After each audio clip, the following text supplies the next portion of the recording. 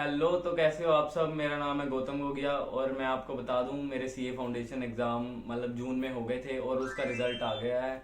Result मेरा positive आया है। मेरे 250 मार्क्स मैंने स्कोर किए हैं और मेरा फाउंडेशन फर्स्ट अटेम्प्ट में ही निकल गया है। आप सभी ने इसके लिए कॉन्ग्रेचुलेशंस कही थी मुझे, थैंक यू आप सभी का। एंड मैं आपको बता दूं इस वीडियो में मैं आपको स्पेशली मैथ्स में बताना चाहता हूँ कि मैथ्स में आप स्कोर कैसे कर सकते हो। मतलब हाँ, I am not a topper, मैं एक टॉपर नहीं हूँ। मेरे कोई 350 मार्क्स या इतने मार्क्स नहीं आए हैं, सिर्फ 250 मार्क्स आए हैं। और मैथ्स में मैंने सिर्फ 50 मार्क्स स्कोर किए हैं और मैंने मैथ्स में 53 का अटेम्प्ट किया था और मेरे 50 मार्क्स आए हैं मैथ्स में।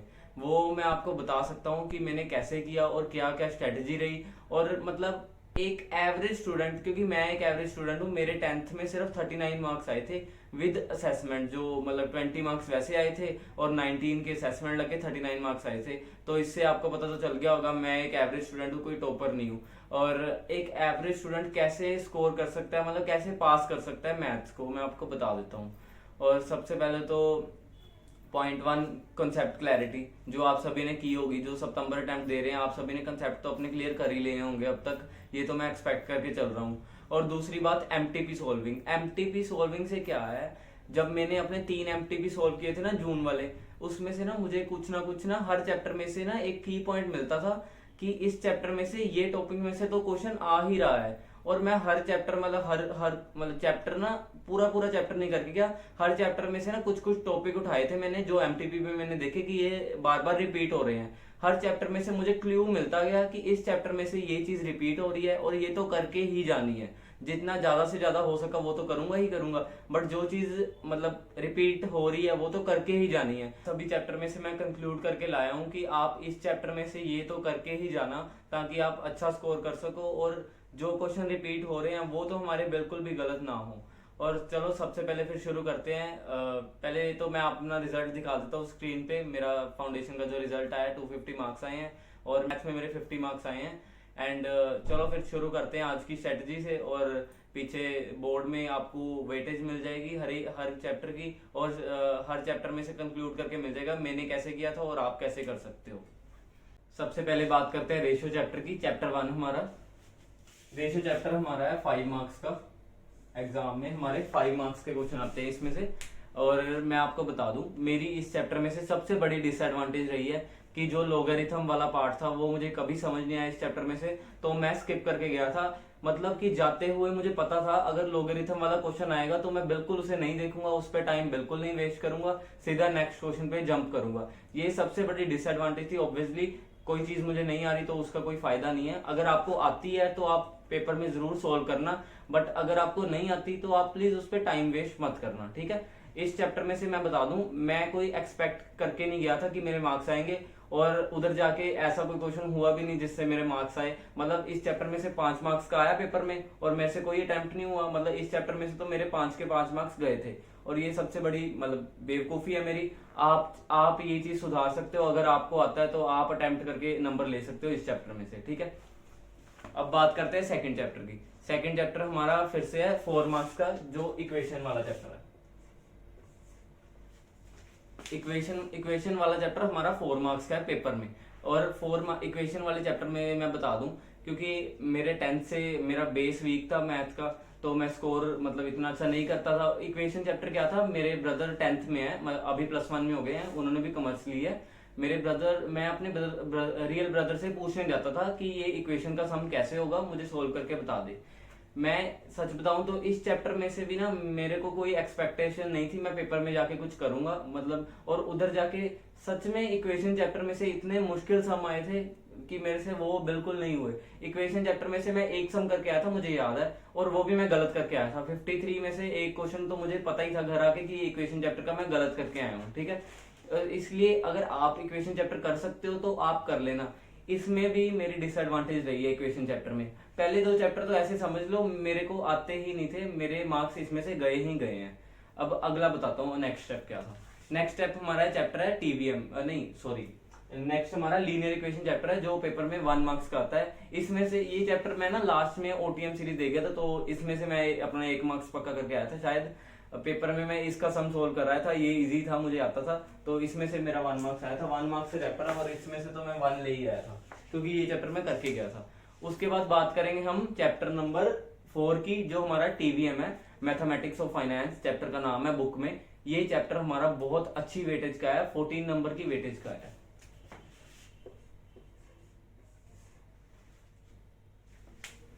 ये चैप्टर हमारा 14 नंबर की वेटेज का है एग्जाम में। और मैं आपको बता दूं, मैं इस चैप्टर में से, मेरे से सारे सम तो नहीं हुए थे, मेरे से 8 टू लेके मतलब 8-10 सम करके आया था मैं इस चैप्टर में से, और वो 8-10 सम मेरे सही थे जितने करके आया था। और मैं बता दूं, मैं 8-10 करके आया हूं ना, आप 14 में से 13 या 14 सारे के सारे ही सही करके आ सकते हो। क्योंकि कुछ बच्चे मेरे साथ के ऐसे थे जो एग्जाम दे के आए थे, वो कहते हैं हम टीवीएम के सारे सम करके आए हैं, और उनके सच में सारे सही थे। सच में उनका रिजल्ट बहुत अच्छा आया है, मतलब उनके सारे सम सही थे, 14 करके आए तो 14 के 14 ही सही थे।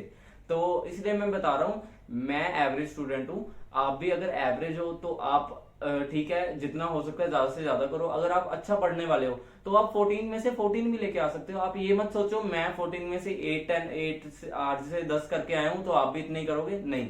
आप 14 में से 14 भी करके आ सकते हो और अच्छा से अच्छा स्कोर लेके जा सकते हो, ठीक है। इस चैप्टर में से मैं फिर भी एक्सपेक्टेशन लेके गया था पेपर में कि मैं इस चैप्टर में से करके आऊंगा। और नेक्स्ट चैप्टर की बात करें, नेक्स्ट चैप्टर है हमारा पीएनसी, परम्यूटेशन एंड कॉम्बिनेशन। ये चैप्टर हमारा बेस है, ये चैप्टर बेस है। आगे के ना 2-3 चैप्टर हैं, उनके लिए ये बेस चैप्टर है, ये चैप्टर करना पड़ेगा तभी आगे के चैप्टर होंगे, ये आपको पता ही होगा। पीएनसी में से भी मैं एक्सपेक्ट करके चल रहा था कि मेरे कुछ मार्क्स आएंगे। ये 4 मार्क्स का चैप्टर है हमारा, इसमें से भी मैं 1 या 2 सम सही करके आया था आई गेस। बट मतलब एक अच्छा चैप्टर है, स्कोरिंग चैप्टर है। 4 मार्क्स का ये भी चैप्टर है। अब तक ना जिसको तो ये 3 चैप्टर आते हैं, पीएनसी, रेशियो चैप्टर और दूसरा चैप्टर है इक्वेशन, वो तो इनमें से स्कोर कर सकता है अच्छा। जिसको नहीं आते वो अपना टाइम वेस्ट मत करना, सीधा टीवीएम पे जंप करो, टीवीएम अच्छे से कर लो, बहुत अच्छे से। अगर इसका एक भी सम पेपर में करके आ रहे हो तो आप 1 मिनट में कर रहे हो और सही कर रहे हो बिल्कुल, मतलब 1 मार्क्स पक्का कर रहे हो, ऐसे करना प्लीज। क्योंकि मैं 53 का करके आया हूँ, मतलब इससे इतना तो पता चल गया जो मैं करके आया हूँ वो ठीक करके आया हूँ, ठीक है। उसके बाद हमारा चैप्टर आता है सीक्वेंस एंड सीरीज, ये फिर से 4 मार्क्स का चैप्टर है हमारा।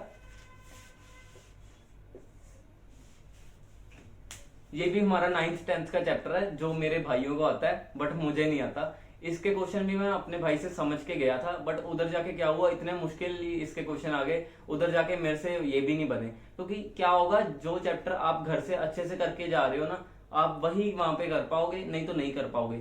इक्वेशन और ये सीक्वेंस चैप्टर एपीजीपी वाला मैं ऐसे करके गया था कि शायद मैं कर पाऊं, पर उधर शायद वाला काम नहीं चलता, उधर नहीं होते सम। जो चैप्टर आप करके जा रहे हो उसके सम ही आपसे निकलेंगे। सीक्वेंस एंड सीरीज का क्या था, 4 मार्क्स का चैप्टर था, 4 सम पेपर में आए थे, मैं सारे छोड़ के आया था, मैं करके नहीं आया था अटेम्प्ट। अगर आपको आते हैं तो आप कर सकते हो, इसमें से भी मार्क्स ले सकते हो। यार क्या है, अगर हर चैप्टर में से आपको कोई ना कोई सम आ रहा है, एक एक दो दो सम मिला के ना आपको अच्छे मार्क्स बन सकते हैं आपके, ठीक है। जो चैप्टर जैसे कि टीवीएम चैप्टर बताया मैंने 14 मार्क्स का है, इन चैप्टर में क्या था, जो मैं करके गया था ना पीवाईक्यू, वो 3-3 4-4 बार करके गया था। मतलब जो चैप्टर किए थे ना वो तो अच्छे से किए थे, जो नहीं किए थे वो तो एक साइड रख दो, नहीं किए। जो किए थे वो तो मैं मतलब 3-3 4-4 बार उनके पीवाईक्यू करके ही गया था, तभी जाके उधर मेरे से बने हैं। और आप भी पीवाईक्यू तो करके जाना। पीवाईक्यू से क्या होता है, आपको ना एक सीक्वेंस समझ आ जाता है पेपर का, कि ऐसे समझ आते हैं पेपर में और ऐसे सोल्व होते हैं पेपर में। तो अगर नेक्स्ट चैप्टर की बात करें, हमारा नेक्स्ट चैप्टर है सेट्स, ये भी हमारा 4 मार्क्स का एग्जाम में। सेट्स चैप्टर में ना मैंने कुछ कुछ की पॉइंट्स देखे हैं जो ना एमटीपी में रिपीट होते हैं और एग्जाम में भी जाके रिपीट होते हैं, वो मैं आपको बता देता हूँ। इस चैप्टर में से कुछ ऐसे पॉइंट्स हैं। इस चैप्टर में ना एक टॉपिक है फंक्शंस वाला, टाइप्स ऑफ फंक्शंस। वो टाइप्स ऑफ फंक्शन में ना 2 या 3 फंक्शन ऐसे हैं जिसके सम ना हर बार रिपीट होते हैं। जैसे कि एक तो है हमारा इनवर्स फंक्शन, इसका सम पेपर में बहुत बार रिपीट होता है। और जैसे ना आपको मैं दिखा दूं, आपको ऐसे समझ नहीं आएगा। एक हमारा इनवर्स फंक्शन है जिसने ऐसे ए से A2 लेके B ऐसे लाइन बनी होगी, जो आपने एमटीपी में नोटिस किया होगा कि ऐसे बना हुआ है कुछ। ये इनवर्स फंक्शन है हमारा, ये पेपर में हमेशा रिपीट होता है। और हमारा एक है आइडेंटिकल फंक्शन, ये भी पेपर में रिपीट होता है। तो ये 2 फंक्शन तो करके ही जाना, इसमें से मार्क्स बनते हैं, ठीक है।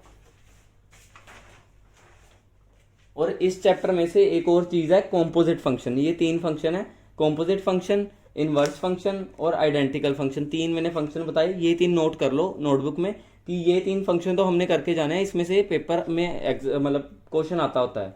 और अगला है हमारा types of relation. Types of relation में क्या है, रिफ्लेक्सिव रिलेशन, सिमेट्रिक रिलेशन और ट्रांजिटिव रिलेशन, इसका भी क्वेश्चन आता होता है। और ये हमारे मैं ये टॉपिक करके गया था, मैं सारा चैप्टर नहीं करके गया था, मैं ये 3 फंक्शन और ये करके गया था, इसमें से एक क्वेश्चन आया था तो, और उसमें से मैं 1 मार्क्स अपना पक्का करके आया हूँ। तो ये भी फंक्शन कर लेना तीनों, और ये रिलेशन कर लेना तीनों, ठीक है। ये चीज नोट डाउन कर लो क्योंकि बाद में भूलने वाले हो, बाद में भूल जाओगे, अभी लिख लो। ये 3 फंक्शन, ये 3 रिलेशन है, रिफ्लेक्सिव, सिमेट्रिक और ट्रांजिटिव, ठीक है। ये चैप्टर में से इतना ही मैंने सिलेक्ट डाउन किया था एमटीबी में से, पीवाईक्यू में से, और ये चीज आप नोट करके रख लो, ठीक है। और नेक्स्ट आते हैं कैलकुलस। कैलकुलस चैप्टर भी हमारा 4 मार्क्स का है, 40 मार्क्स बन गए इन टोटल, हमारे 40 मार्क्स बन गए हैं, 5 4 1 14 4 4 4 और 4। कैलकुलस भी हमारा 4 मार्क्स का आता है अप्रोक्सीमेटली पेपर में। और ये चैप्टर तो मैं बिल्कुल ही छोड़ के गया था, जैसे बाकी चैप्टर तो मैंने कंसेप्ट समझे थे ना, ये चैप्टर का क्या था, मैं बिल्कुल ही छोड़ के गया था क्योंकि मैं नॉन मैथ्स से हूँ, और जो हमारे टीचर थे उन्होंने सजेस्ट किया था कि नॉन मैथ्स वाले ये मत करना, तो मैं भी नहीं करके गया था। और ये चाहे आप अगर नॉन मैथ्स हो आप स्किप कर रहे हो कोई बात नहीं, बट जो बाकी के चैप्टर है उनमें से कुछ चैप्टर जो तो आप अच्छे से कर सकते हो, जैसे कि टीवीएम चैप्टर, वो अच्छे से करो। बाकी चैप्टर एक बार पीवाईक्यू वगैरह कर लो, और बुक अगर कर सकते हो तो करो, ठीक है। और सिलेक्टेड चैप्टर जैसे सेट्स में से क्या होता है, लास्ट के डे में ना आपके पास इतना टाइम नहीं है कि आप सब कुछ कर पाओ, तो वो टॉपिक जो जो मैं बता रहा हूँ, जैसे सेट्स में से अभी मैंने 3 से 4 टॉपिक बताए, वो तो आपने करने ही करने हैं, ठीक है। और अभी आते हैं एलआर पे। एलआर है हमारी, ईच चैप्टर हमारा 5 मार्क्स का है, टोटल एलआर है हमारी 20 मार्क्स की, 5 5 5 5।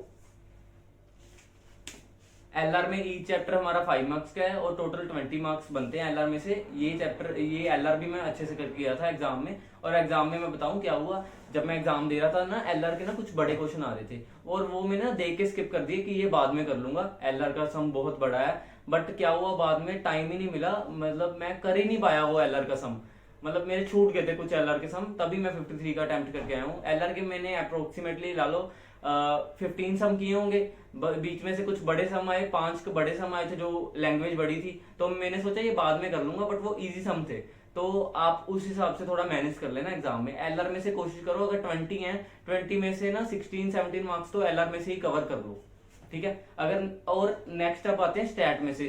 स्टैट में से ना स्कोरिंग, मतलब हमारे पूरे क्वांटिटेटिव एप्टीट्यूड में स्टैट सबसे स्कोरिंग चीज है, और स्टैट में मैं मेन आपको बताने वाला हूँ कि इस चैप्टर में से कौन से की पॉइंट्स हैं जो हमेशा रिपीट होते हैं, जो हमेशा इसके क्वेश्चन बनते ही बनते हैं। सबसे पहला चैप्टर है हमारा डिस्क्रिप्शन ऑफ डेटा, मतलब स्टैटिस्टिकल डिस्क्रिप्शन ऑफ डेटा। ये हमारा चैप्टर 8 नंबर का है एग्जाम में, और अच्छा खासा चैप्टर है, थ्योरी वाला चैप्टर है। इसमें से एग्जाम में सम आए भी थे मेरे टाइम, मतलब जून टाइम, और मैं बहुत सारे सम अटेम्प्ट भी करके गया था, क्योंकि इस ये चैप्टर के पीवाईक्यू एमटीपी आरटी में मैं अच्छे से करके गया था घर से, ठीक है। 8 मार्क्स का ये चैप्टर है। नेक्स्ट चैप्टर है हमारा सेंट्रल टेंडेंसी एंड डिस्पर्जन, जो हमारा 10 मार्क्स का है पेपर में। जब मैं एग्जाम में गया ना, आधे से ज्यादा स्टैट, मतलब मुझे जैसे ये 10 मार्क्स का लिखा ना इधर, बट मुझे ऐसे लग रहा था कि 10 नहीं है, ये 15-20 मार्क्स का इस चैप्टर में से ही डाला हुआ है। इस चैप्टर में से बहुत आया था एग्जाम में, और मैं कसम से बताऊं, इस चैप्टर में से ना मैं बहुत प्रैक्टिस करके गया था इस चैप्टर की। इस चैप्टर के पीवाईक्यू मैं 4 से 5 बार करके गया था, जो हम मुझे पीवाईक्यू मिले थे। मैं जो पीवाईक्यू मुझे मिले थे उसकी शायद लिस्ट मैं आपको प्रोवाइड कर सकूं। मैंने बता दूं, मैंने विश्वास सीए से, मतलब पीडब्ल्यू से और विश्वास सीए से, राहुल सर से मैं पढ़ा था, और पीडब्ल्यू में पहले वो थे, उनके पीवाईक्यू वहां से उठाए, वही सेम पीवाईक्यू विश्वास सीए में उन्होंने शिफ्ट किए थे, और वहां से भी मैंने उठाए, और 4-5 टाइम मैंने ना सोल्व किए पीवाईक्यू। और सच बताऊं, उस चीज का मुझे इस चैप्टर में बहुत फायदा हुआ, मैं पास ही इस चैप्टर में से हूँ। ये चैप्टर को बहुत अच्छे से कर देना, बहुत अच्छे से। और नेक्स्ट चैप्टर है हमारा प्रोबेबिलिटी। प्रोबेबिलिटी चैप्टर मैंने ना एक बार किया हुआ था, बट मैंने रिवीजन नहीं की इस चैप्टर की, तो मेरे से जाके ना पेपर में हुआ नहीं, और ये चीज मेरी गलती थी पेपर में। अगर आप में से कोई प्रोबेबिलिटी चैप्टर कर रहा है ना, कसम से बताऊं तो 5 से 6 नंबर ना उसके फ्री के हैं, मतलब अच्छे खासे नंबर मिलते हैं प्रोबेबिलिटी चैप्टर में से। तो अगर हो सके तो प्रोबेबिलिटी चैप्टर कर लेना, क्योंकि मुझे रिग्रेट रहा था जब मैं पेपर दे के आया था। चलो अब तो पास हो गया, अब कोई रिग्रेट नहीं है। जब मैं पेपर दे के आया था तो मैं रिग्रेट कर रहा था कि मैं ये प्रोबेबिलिटी चैप्टर क्यों नहीं करके गया। अगर मैं ये करके जाता तो मैं फुल कॉन्फिडेंस से बाहर आता कि हाँ अभी मैं मैथ में भी पास हूँ। और तभी बता रहा हूँ प्रोबेबिलिटी चैप्टर इजी है और पीएनसी से रिलेट करता है, तो कर लेना प्रोबेबिलिटी चैप्टर। और प्रोबेबिलिटी चैप्टर की वेटेज हमारी है एग्जाम में 6 मार्क्स की। अगर ये 6 मार्क्स का चैप्टर है ना, 4 क्वेश्चन तो इस चैप्टर में से इजी वाले ही आते हैं, ठीक है। और नेक्स्ट चैप्टर हमारा थ्योरेटिकल डिस्ट्रीब्यूशन, ये भी प्रोबेबिलिटी के साथ लिंक्ड अप है, जैसे पीएनसी, प्रोबेबिलिटी और theoretical distribution. Probability theoretical distribution के साथ लिंक्ड चैप्टर है और इजी चैप्टर है। इस चैप्टर में से भी हमारा फिर से 6 मार्क्स का आता है और ये चैप्टर के पीओआईक्यू भी मैं अच्छे से करके गया था। आप ये लगा लो यार, स्टैट का पोर्शन मैं बहुत अच्छे से करके गया था, एलआर का भी अच्छे से करके गया था, और जो हमारा ये मैथ का पोर्शन है इसमें से मैं टीवीएम अच्छे से करके गया था और कुछ सिलेक्टेड टॉपिक्स सेट्स में से अच्छे से करके गया था। बस इतना ही, ठीक है। इतने में से अच्छे से पास हो गया था और पीवाईक्यू तो दबा के किए थे। और जो एमटीपी में एमटीपी में मैंने छांटे थे कि इस चैप्टर में से ये रिपीट हो रहा है तो वो कर लूंगा, ठीक है। ये हमारा फिर से 6 मार्क्स का चैप्टर है थ्योरेटिकल डिस्ट्रीब्यूशन, और अच्छा चैप्टर है, इजी है। इसमें 3-4 ही है, binomial, Poisson distribution, binomial distribution और एक और है, और वो तीनों चारों चीजें इजी हैं, ठीक है। ये भी हमारा कोरिलेशन रिग्रेशन 6 मार्क्स का है। इस चैप्टर में से भी ना एक सिलेक्टेड टॉपिक है जो हर बार रिपीट होता है, वो सिलेक्टेड टॉपिक मैं आपको दिखा देता हूँ।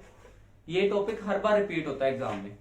सबसे पहले तो मान लो ये चैप्टर 6 मार्क्स का है, तो 2 मार्क्स की इसमें से थ्योरी आ रही है और 4 का प्रैक्टिकल आ रहा है, ऐसे ही चलता है। और 2 मार्क्स की थ्योरी में क्या आता है, जैसे स्कैटर डायग्राम होते हैं ना, स्कैटर डायग्राम में जैसे जैसे ये पूछ लेते हैं स्लोप पूछ लेते हैं, ये मतलब आपको इसके ना थ्योरी वाले यार पीवाईक्यू मिल जाएंगे, थ्योरी वाले क्वेश्चन मिल जाएंगे। थ्योरी वाले क्वेश्चन आते हैं, उसमें से फ्री के मार्क्स बनते हैं इस चैप्टर में से। और कुछ एक आता है, मतलब आर फाइंड करना है, कोरिलेशन कोफिशिएंट, मतलब आर होता है इसका, ये आर फाइंड करना है, इसका ये फॉर्मूला है, ये आ जाता है। देखो ये नोट्स तो मैं आपको प्रोवाइड नहीं कर सकता क्योंकि मेरे नोट्स हैं, आपको बिल्कुल समझ नहीं आएंगे, बट मैं इसमें से नोट्स में से ना आपको सिलेक्टेड टॉपिक्स दे सकता हूँ कि आप ये टॉपिक्स अच्छे से कर जाना ताकि आप स्कोर कर सको।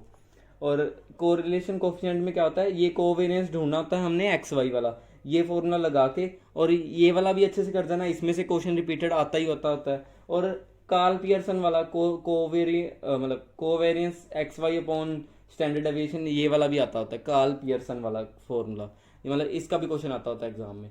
ये कुछ चीजें ऐसी है जो रिपीटेड एग्जाम में आती है, तभी मैं आपको बता रहा हूँ। तो ये चीजें ना कर लेना, सिर्फ सुनना मत, अपने नोटबुक में नोट डाउन कर लेना कि कार्ल पियर्सन वाला आता होता है, स्कैटर डायग्राम वाला आता होता है। और जैसे जैसे नोट डाउन करोगे बाद में क्या होगा, आपको याद होगा कि ये चीज पढ़नी है हमने। रिग्रेशन में से आपको बता दूं, रिग्रेशन में से क्वेश्चन बनता है ये वाला, X on Y, Y on X, ये वाले क्वेश्चंस हैं। आपको नोट्स देख के तो बिल्कुल नहीं समझ आएगा, जब आप यूट्यूब से या कहीं से भी बैच लिया आपने, वहां से आप समझोगे तो आपको ये चीज समझ आएगी, X on Y, Y on X, ये क्या होता है और इसको सोल्व कैसे करना है। जैसे ये B X Y, B Y X, ये इजी चीजें हैं, स्कोरिंग चीजें हैं, अगर आप कर लोगे तो अच्छे खासे स्कोर बन सकता है अपना।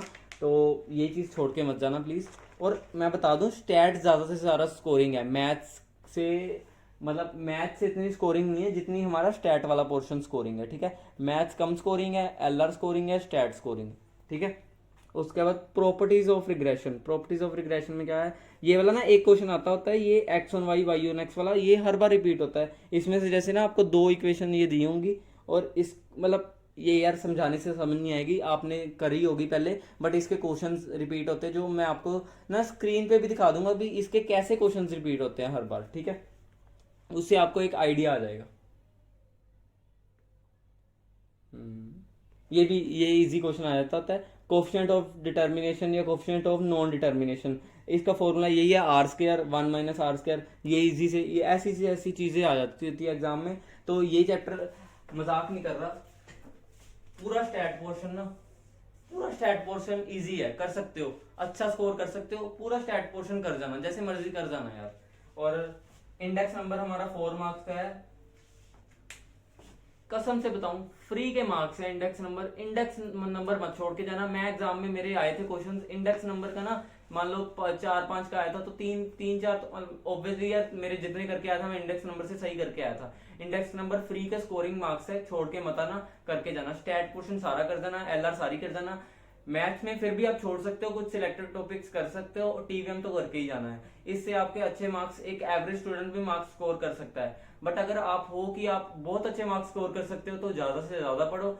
कोई जरूरत नहीं है हमारी एवरेज स्टूडेंट जैसे पढ़ने, जैसी मेरी जैसे पढ़ने वाली, मतलब 50 मार्क्स से कुछ नहीं बनना। आप 70-80 स्कोर करो, मतलब कर सकते हो। और फोड़ के आओ यार एग्जाम, ठीक है, जो एवरेज है वो पास हो जाए अच्छा है मेरी तरह। और बाकी तो मिलते हैं फिर नेक्स्ट वीडियो में। Thank you, bye bye, take care.